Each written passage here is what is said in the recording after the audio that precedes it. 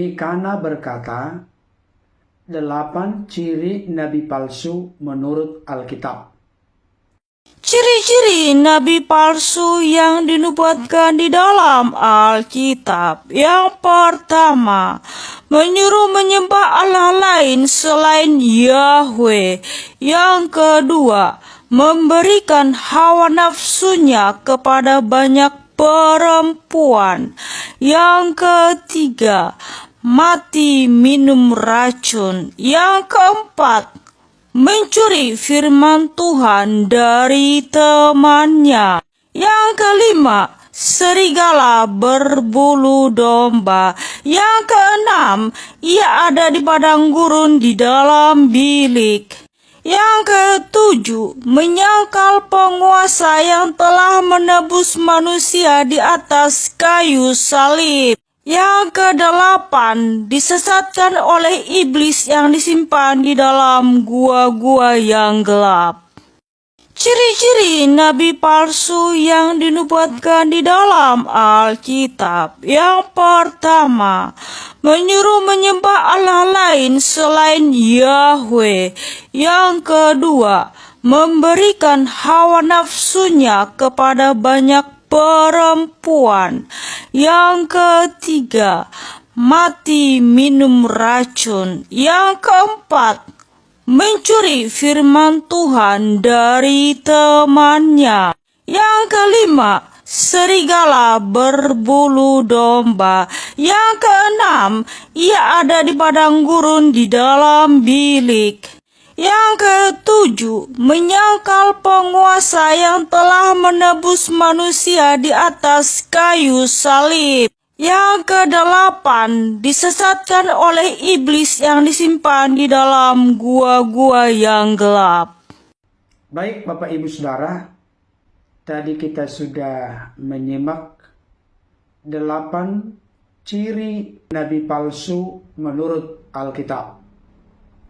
Tentu ke-8 poin yang telah disampaikan oleh saudari kita Mikana tidak perlu lagi saya ulang satu persatu, tetapi yang jelas Lukas 16 ayat 16 jelas berkata, hukum Taurat dan kitab para nabi berlaku sampai kepada zaman Yohanes, dan sejak waktu itu kerajaan Allah diberitakan dan setiap orang menggagahinya, berebut memasukinya.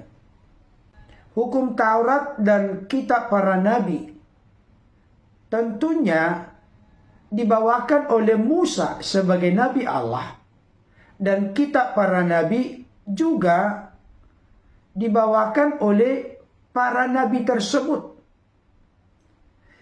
Itu hanya sampai kepada zaman Yohanes, ketika Sang Firman nujul turun menjadi manusia, namanya Yesus Kristus. Puncak risalah pewahyuan, penyataan Allah, risalah kenabian, berakhir dengan datangnya Yesus Kristus ke tengah-tengah dunia.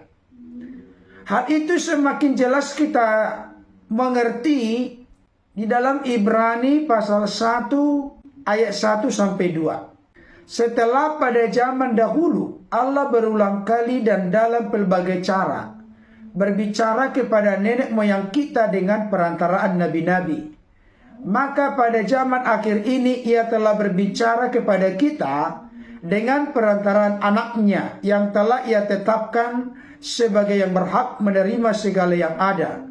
Oleh dia Allah telah menjadikan alam semesta.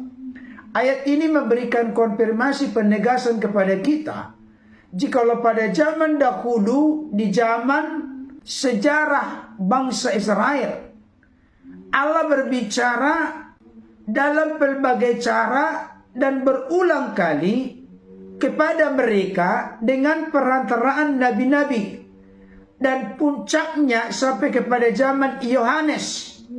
Setelah zaman Yohanes, ketika Sang Firman nujul turun menjadi manusia, yaitu Yesus Kristus, Yesuslah puncak penggenapan dari apa yang dinubuatkan oleh para nabi terkait datangnya Mesias.